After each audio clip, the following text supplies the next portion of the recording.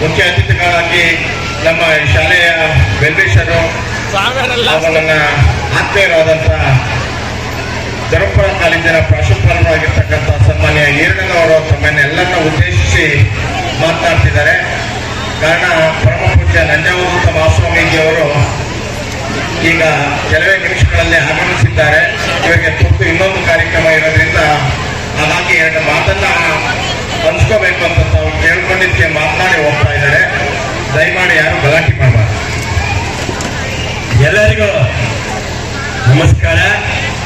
ನೀವು ಮಾತಾಡೋದು ತಿಳಿಸಿ ನಾನು ಒಂದೇ ಸೆಕೆಂಡಲ್ಲಿ ನನ್ನ ಮಾತು ನಿಲ್ಲಿಸ್ತೇನೆ. ನೀವು ಮಾತಾಡ್ತಾ ಇದ್ರೆ ನಾನು ಮಾತಾಡ್ತಾ ಇರ್ತೇನೆ. ಮಕ್ಕಳ ಕಾರ್ಯಕ್ರಮ ಮುಂದುವರಿಯೋದಿಲ್ಲ. ಮತ್ತೊಂದ್ಸರಿ ನಿಮ್ಮೆಲ್ಲರಿಗೂ ನಮಸ್ಕಾರ.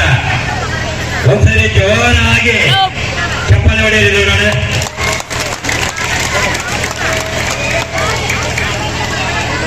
ಸತತವಾಗಿ 18 ವರ್ಷಗಳ ಸುದೀರ್ಘವಾಗಿರುವಂತಹ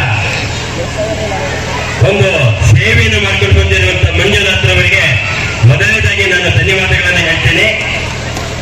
ಬಹುಶಃ ನನ್ನ ಮಾತು ನಿಮಗೆ ಬೇಡಂತ ನನಗೂ ಗೊತ್ತು. ನಾನು ನನ್ನ ಮೊಮ್ಮಗನ ಕಾರ್ಯಕ್ರಮವನ್ನು ಇಲ್ಲಿ ನೋಡಲಿಕ್ಕೆ ಬಂದಿದ್ದೇನೆ.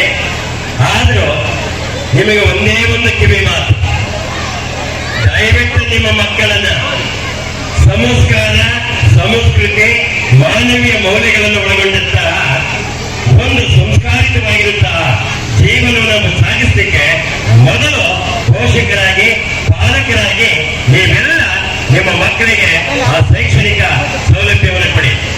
ಬಹುತೇಕ ಗ್ರಾಮೀಣ ಪ್ರದೇಶದಲ್ಲಿ ಇಂಥ ಒಂದು ಅದ್ಭುತವಾಗಿರುವಂತಹ ಶಾಲೆಯನ್ನ ಕಟ್ಟಿರುವಂತಹ ಮಂಜುನಾಥ್ರವರು ಮತ್ತು ಅವರ ಕುಟುಂಬದವರಿಗೆ ಹಾಗೂ ಈ ಶಾಲೆಯಲ್ಲಿ ಬಹಳಷ್ಟು ಜನ ಶಿಕ್ಷಕರು ಕೆಲಸ ಮಾಡ್ತಾ ಇದ್ದಾರೆ.